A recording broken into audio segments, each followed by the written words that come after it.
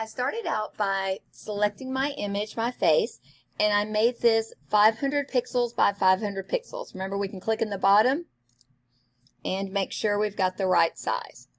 Or I can go ahead and do File, New. I'm going to do 500 by 500 pixels and create. Okay, then I'm going to want to go to my face, Control C to copy, Control V to paste.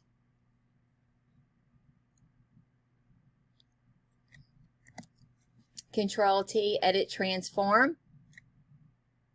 Okay, and again, the key to this one is it has to be 500 by 500 pixels exactly, because at the end we're going to make a grid that is 1000 by 1000, and we need you to have 4 items in the grid. Now I want to remove the background, so for this picture with mine, I think it's going to be easier for me to do Select Subject, choose Select Inverse, and then I'm just going to hit Delete, which is going to delete the background. Now I'm on layer 1, and I want to go to an adjustment layer, and I want to select Threshold. That's going to make this black and white. Okay. And then here the fine point is going to be making it where you've got enough color in your hair to see your face, but then we don't want your eyes to kind of be too pixelated. So this is the part that's a little bit tricky to get to. And in a minute I can show you how we can go in and zoom it a little bit to make it just a little bit more accurate.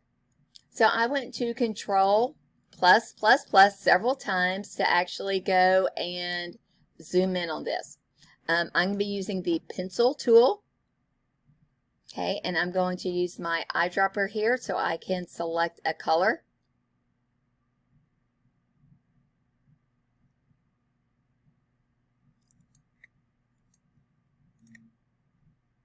Okay, and again, right now I'm at 1 pixel, so I need to bring this up a little bit. So the first thing I want to do is maybe paint with white over here, so I can paint over that just a little bit. So I've got mine on about a 15. Okay, and right now I'm on white. Okay, so again, make sure you're on layer 1.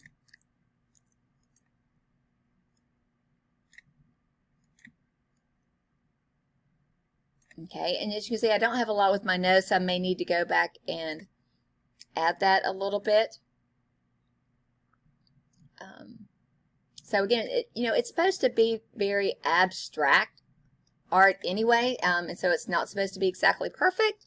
But if it's going to look like you've got a third eye or something on there, you may want to go through and kind of fine-tune it just a little bit. Same thing with the hair. I may want to go back in. I could just click my switch here for some of the hair. And again, it's not supposed to be painted in exactly, but just enough of it so it looks like it's a little bit more realistic when I try to add my pixels in. So after we've gotten our layer and our threshold layer finished, let's go ahead and merge them. So we can hold Shift, select both of those layers, and then we want to go to Merge Layers. So now these are done. We can't go back and change them. Now we want to go ahead and paint the background. So this is where we can do Select and Subject. Okay. Now here's the tricky part. Over here, with our magic wand, okay, or the quick selection tool, in this case it may be a little bit easier to do the background here. So as you can see, I've got some areas where I'm getting ready to color where it is not picking up. So in that case, I may need to go over here to the quick selection tool and do a minus or a plus to kind of subtract that area out. So once I've selected my background, I'm going to go over and choose a color, and I'm going to use my paint bucket tool, and then I'm just going to come over here and dump the paint bucket right on top. So this is my background. Okay, now I want to go in and paint my dress. So I'm going to go back over to the quick selection tool. Okay, and in this case, okay, I'm only wanting to select the parts of my dress. So it may be a little bit hard to see, but I'm trying to just get that area. Now it included this section up here, which I don't want. So now I'm going to go back to the minus section, okay, and try to close that back out. And again, only try to get these little pixels right in here. Again, you can also adjust your brush size, okay, as you play around with this. So that looks pretty good. And again, I can go over here to my paint bucket tool. Choose a bright, vibrant color. Okay, and now I've got my dress. Control D to deselect. Okay, now you can do the face depending on your picture. If you wanted to do your eyes a little bit different, you could. But typically just 2 or 3 different colors will work well with this. Okay, in this case, I ended up using the magic wand tool, selected my face. Okay, color that. Control D to deselect. I also went and added my earrings to make that a little bit better. We already have another video for this next part, but since we're here, File, New.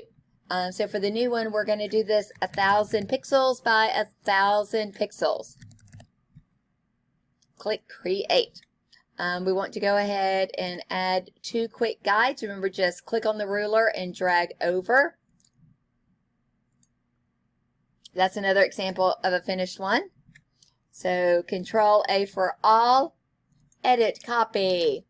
Go to our new one, edit, paste, paste. Okay, I'm going to go ahead and snap that one into place. And now I want to duplicate that 4 times. Right click, duplicate layer. I could name that layer 2. Right click, duplicate layer. Name that layer 3. Right click, duplicate layer. Name that layer 4. Then go ahead and move each of these layers to a different spot. Okay, 3 will be here, and then finally 4 is going to be down here. And you can even take a look. So we've got 1, 2, 3, and 4. And now from here, all we have to do is go to our new adjustment bar, click Hue and Saturation. Okay, so I am doing that on layer 1. Okay, next I'm going to click layer 2. Just go straight to my Hue and Saturation.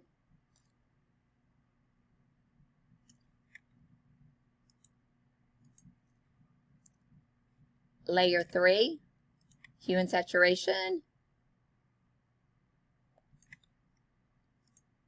Go to layer 4, Adjustment, Hue and Saturation.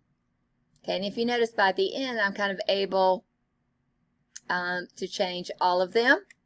So when that looks great, if you want to, we can do View and clear our guides.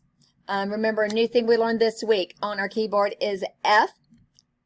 So that will let us toggle between a full screen, so that way we can actually see exactly how it will look without having to worry about the Photoshop interface on there. Okay, then save it, and we'll be ready to turn this in. Here's another great tutorial from Southern Lee High School. Don't forget to subscribe to our videos.